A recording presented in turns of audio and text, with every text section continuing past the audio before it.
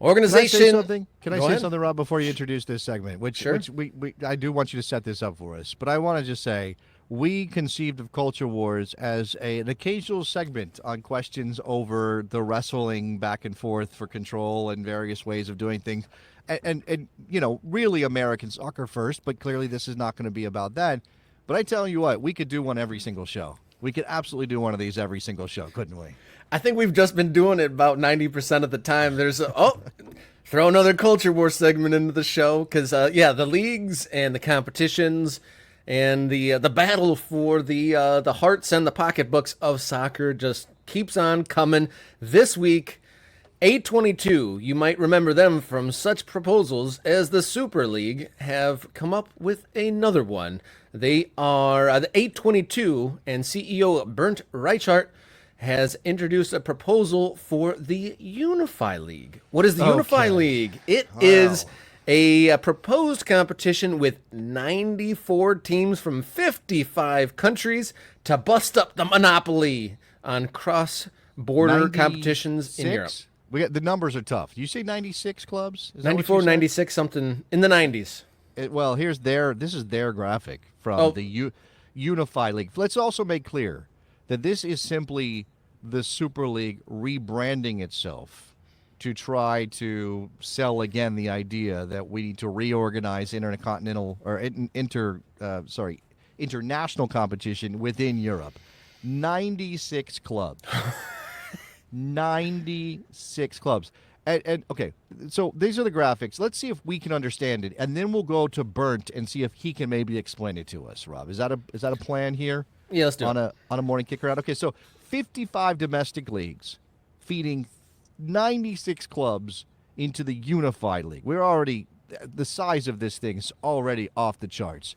There is a Star League and a Gold League in the top level, the 32 clubs. I'm guessing that's 60. Why doesn't it say 16, 16, 32, 32 instead of 32, 32, 32 and then dividing 32 into 2 with Star League? I'm already questioning that. All right, here we go. Cross-border European club competition, qualification based on annual performance and I know what that is. That's the same thing as the Champions League. 96 participating clubs from 55 countries. Can you name 55 countries? In Europe, how many countries are in Europe? I didn't know it was 55. I know there's more than you think because there's a lot of tiny micro countries and stuff like that. And I do know that Ted Lasso taught us that there are how many countries are in this country? In the country of the United Kingdom? All right, there's that. There's many of Number of participants per domestic league based on European competition coefficient. All right. This is basically the Champions League, right? Seeded draw, this is the knockout stage. League stage, they're going to do the same thing that we've got going right now, only this is the Star Gold, so there'll be only 16 clubs instead of what do we have right now in the league phase? 32 clubs at least. And okay. So they're the slides. Maybe Burnt can explain this to us better. Do you want to hear him give us? Let's hear from very approachable, not at all sinister Bernd Reichart. We reserve the right to pause, Burnt, at any point during this. So let's go. For decades, cross-border competitions operated under a monopoly. But in December 2023, football entered a new era. Thanks to the landmark ruling of the European Court of Justice, the landscape has changed forever. All right, I'm going to stop us here. So this is, again, this is when the Super League was originally created as an idea. And we had the whole period where the English fans rather went bonkers, and the English clubs pulled out. But Real Madrid, Juventus, and a couple of us were like, "No, we want this still." And there was a legal challenge to the control of international competition by the governing bodies. Right? This is, by the way, this dovetails very nicely with what we just talked about with American soccer and the problems U.S. soccer has trying to organize any sort of pyramid. Right? Because if you say, well, we have rules about who can be a league and who can't, and here are our rules, and somebody takes you to court, and the court decides that those rules are arbitrary, they can break your control, right? They can basically say, you're not allowed to do that. Everybody gets a right to start a business to do this thing. Now, obviously what's at play here is that the Unify League has to get everybody to agree to participate, which I think is a big hill to climb. But this is what he's talking about, that there was a ruling that said, UEFA and FIFA cannot monopolize. But Rob, do you think that A22, the people that's who Bernd represents, are behind the Unify League? You think they want to share the wealth with? I mean, do you think that they want further competition from other international leagues? It's like, Yeah, he seems like a guy that is definitely a free market guy, totally altruistic. This is not money driven that at all. whatsoever. This is not my dream. I do agree with I Mike think it's- Thomas about the at least it's not closed off. I will give him that. When But you we'll say get to that. closed off, Because the Super League was just like permanent teams that were there forever. That's a good point. This is instead of a Super League where we take the best 24 teams in Europe and we play each other, or the biggest, not the best, the biggest. And it doesn't matter if UA finishes 7th, they're going to be in the competition. Yeah. You're right about that. That was a closed league idea. This is an open league. This is the Champions League. This is just a Champions League on steroids, but controlled by somebody else. We've embraced this moment of change. The court ruling enabled us to engage openly with clubs, leagues, players, and fans. As a result, we have redefined our proposals and today send a letter to UEFA and FIFA initiating the process for official recognition of a new European competition. I'm going to need Bernd to read a little differently because this is starting to get old. Here we go. Our proposal, now called the Unify League, features a 4-league structure: Star, Gold, Blue, and Union. Why Star, Gold, Blue, and Union? I mean, Philly fans are probably thrilled about that. But Star? Okay. Why the mix of colors and symbols and nouns? I don't... What is that? Why are we... There's some boy in the fields of Austria dreaming to one day play for his club and win the Blue League. He's really excited about the blue. I mean, obviously, yeah, okay. 96 clubs from 55 countries will qualify annually based upon performance in their domestic leagues. The Women's Unify League features a 2-league structure: Star and Gold, with 32 clubs from 52 countries. Okay, I will say this. Now, there is a Women's Champions League, obviously. But this is also that I mean, I guess at least they're thinking of a women's league too and wanting to organize that. I mean, you know, after what Jim Ratcliffe said over the last week or whatever that was. Ooh, that's a whole nother topic. Jeez Louise. I understand. But, you know, remember, Jim Ratcliffe was like, they said, hey, you know, what about Manchester United women? He's like, well, I wasn't even thinking about them when I bought the club. What? That's What? Let's continue with Bernd. Recent competition have resulted in too many matches that fail to attract fans. yeah. To Is address that a this, thing? Honestly, is that a thing? I mean, I don't keep a keen eye on Conference League, but whenever I watch highlights, all those seem to draw people. I don't exactly know how you can make this statement based on anything, right? It's kind of just an opinion, like, oh, this is failing to attract fans. Well, based on what? Do we have evidence that attendance numbers have dropped? I don't think that's necessarily the case. Do we have reframe, as far as what I understand, I have not really heard too many people complain that like the Champions League doesn't really work right and it's not satisfying my appetite for soccer competitions. If anything, it's like the adding more people roll their eyes at adding the Conference League. But I'm sure those teams that have that opportunity to play in probably enjoy it. Yeah, I mean, it's something, right? It's better than nothing. I mean, I don't know that can excuse a lot of bad things in this world. Well, something's better than nothing. But I guess, yeah, I guess part of this is we're going to get to the broadcast element here from Bernd in a second, which I think is important. So let's continue. Unify League splits the top competition into Star and Gold, creating 2 highly competitive It's still leagues. the women. With But no, he's talking about the men. He's still talking. Now he's going back to, or was he talking about? Yeah, the he was women at talking this about because point? there's 2 tiers of the Women's League. I still don't understand that. How can you say the top tier is 2 tiers? That doesn't make any sense. The top tier is 2 tiers. It's the top tier, but it's got 2 tiers within the top tier. greater unpredictability, ensuring exciting matches throughout the season. No. He was talking about how the Champions League or the competitions aren't attracting fans anymore, and now the Star. I guess I don't. I'm a little unclear about why this is better than the Champions League. It will also bring back the football tradition of home and away in the early stages. Okay, so this is saying, hey, the league phase is a mistake, right? The one that FIFA's doing now, or UEFA rather, is doing now with the Champions League, with the league phase, where you get a random draw of 8 teams based on pots to kind of spread out the quality of those teams. That's not what people want. What people want is to go back to the traditional way of home and away in what the group phase. He said the early stages, right? So, but I saw in our graphics that we threw up that there was a what does it say? 16 clubs, 2 groups of 8. Okay, that's the league stage. Why call it the league stage if it's groups? I'm confused.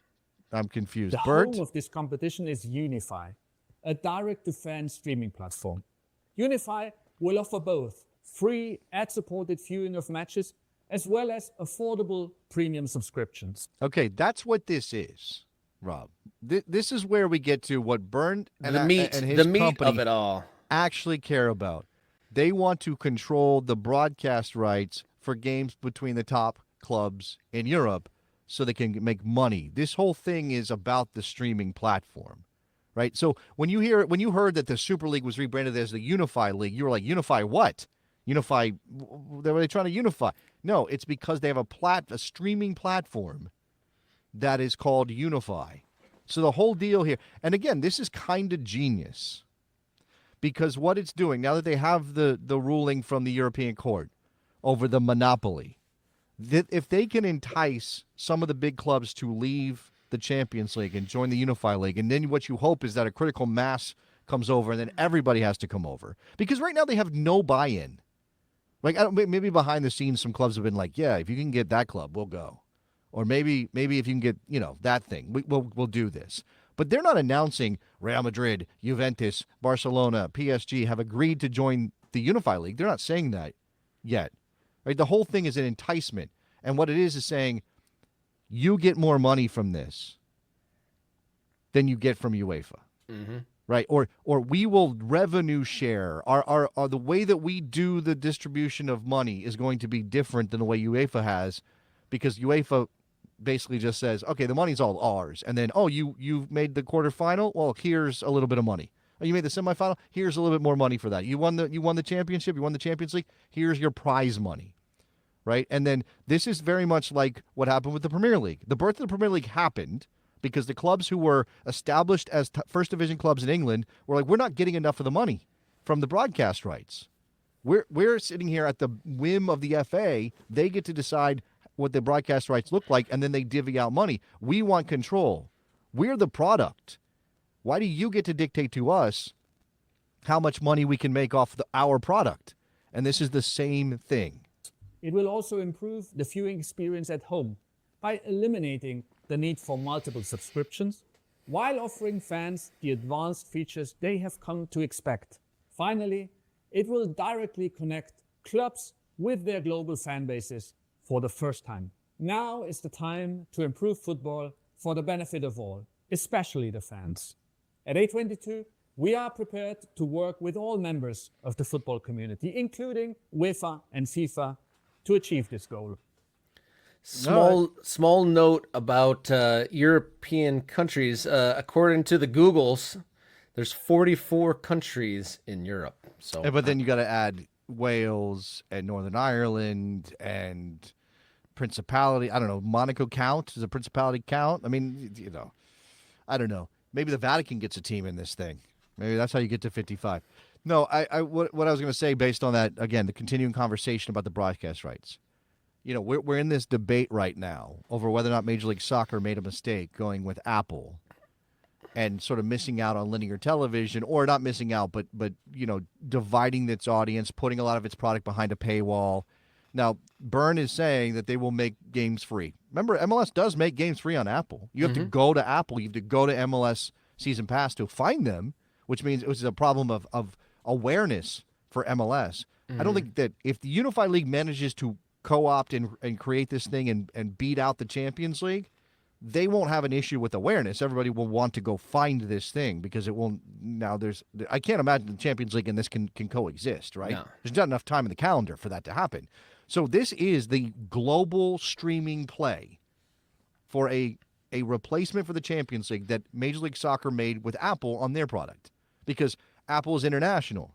If you're on the other side of the planet, you don't need to find, oh, who broadcasts the games in my country. It's on the same platform that you were watching it in the United States.